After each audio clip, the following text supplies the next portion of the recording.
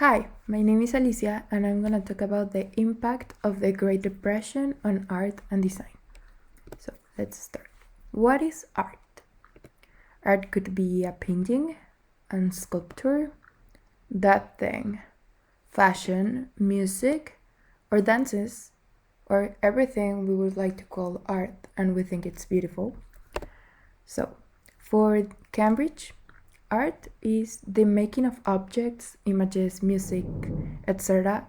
that are beautiful or that express feelings. And for the Britannica Dictionary, it's something that it's created with imagination and skill and that it's beautiful or that expresses important ideas or feelings. So technically art, it's everything we create that it's beautiful and that can express something, okay?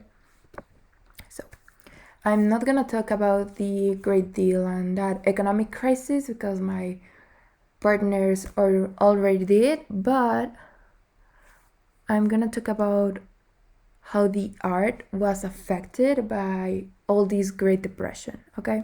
So not all artists could afford to support themselves through their work because, there was like a lot of economic loss and everything, so yeah, they couldn't support themselves.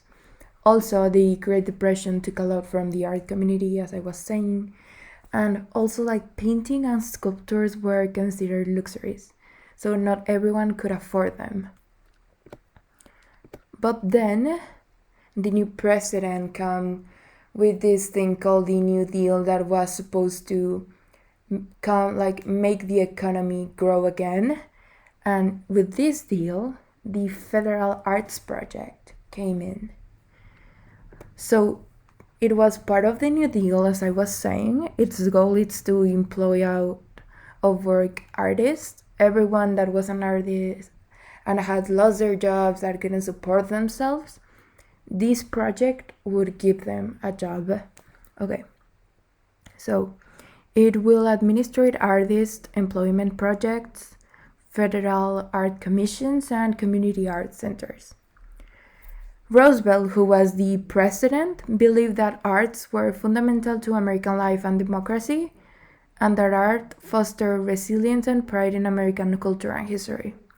Also, the art created under the WPA, which is this New Deal thing, that's also called WPA, or Work Program of America, offers a unique snapshot of the country, its people, and art practices of the period.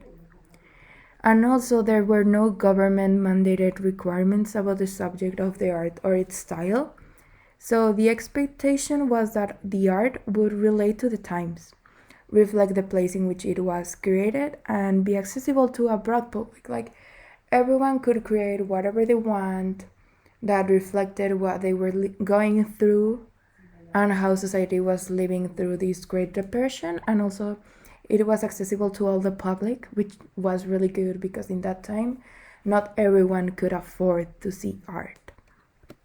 Okay, so artists created prints, easel paintings, drawings, and photographs. Also, they created public murals that they are displayed and still right now in post offices, schools, airports, housing developments, and other government buildings. Also, they created community art centers that hosted exhibitions and also held classes to teach art.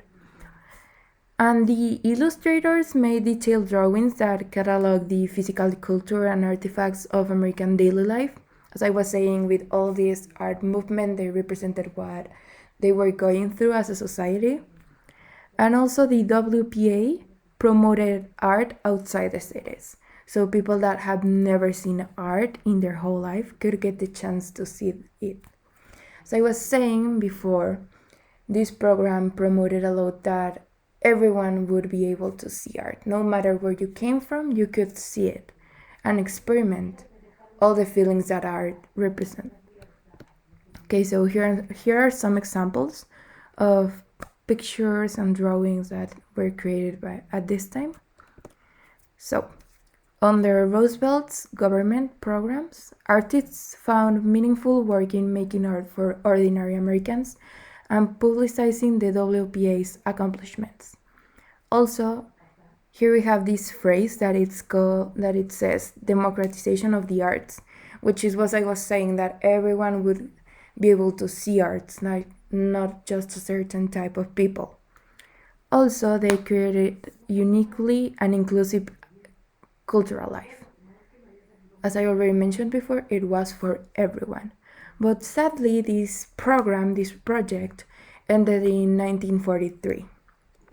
Okay, so the art offers a window through which to explore the social conditions of the Depression, the mainstreaming of art, and birth of public art, and the opening of government employment to women and African Americans.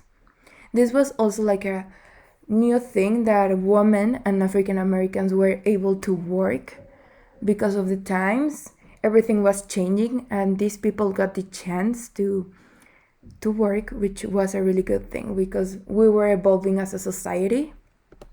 Okay, so the painting styles that we got in this period of time, that are between the 1920s and the 30s, we saw the emergence of a series of seminal new European art movements, including Art Deco, Cubism, and Surrealism, among others.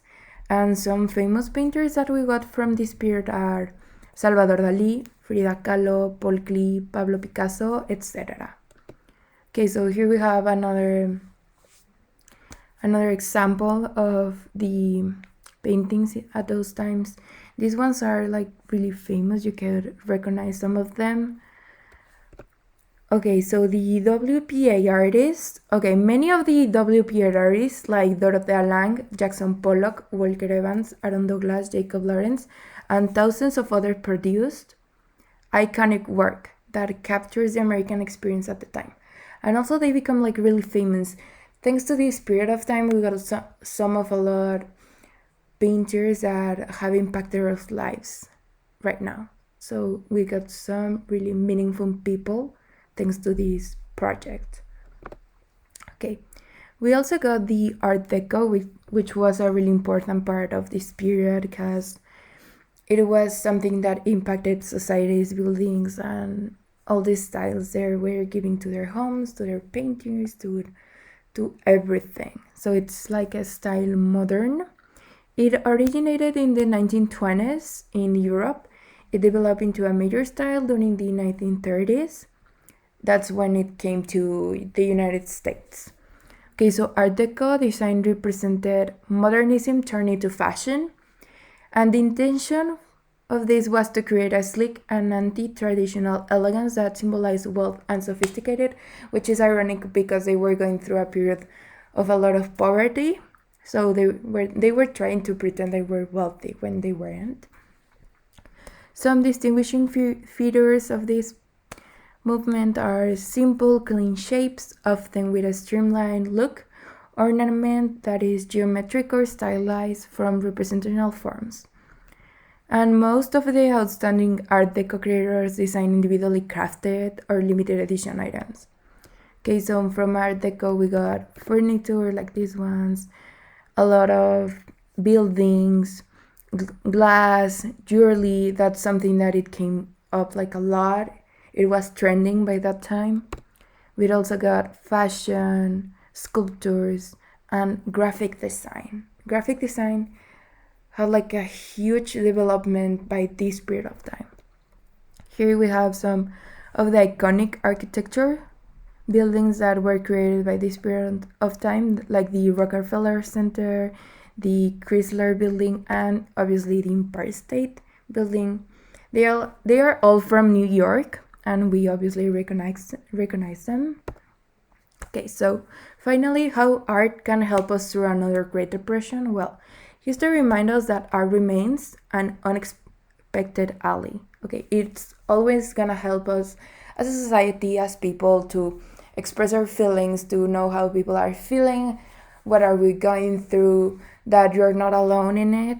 Okay, so art can help us to raise national morality and help rebuild the country's derelict economy. Why? Because most of the paintings that we're creating in the Great Depression now are valued in millions. And also with this project, with the WA, many artists got jobs, which increased the economy by that time of period, right? So that's how art is really important for us and could help us like through another depression and stuff. Okay, so as I was saying, it creates jobs and promotes diversity through a non-discrimination clause. Why non-discrimination? Because everything is acceptable in art. You can express whatever you want, what you're feeling, how you are going through this, how you are dealing with it. So that's why it's a non-discrimination clause, because everyone can create art. Also, it recognizes art as a means of affording Americans an abundant life. Okay, so I was saying it can help to raise an economy of a country. And finally, art is a necessary component of overall well-being. Art is something that can help people in so many ways to express themselves, to relate to people, to relax, it can do everything. So that's why it's something important for the well-being. And that's it. I hope you enjoyed. That's the end of this.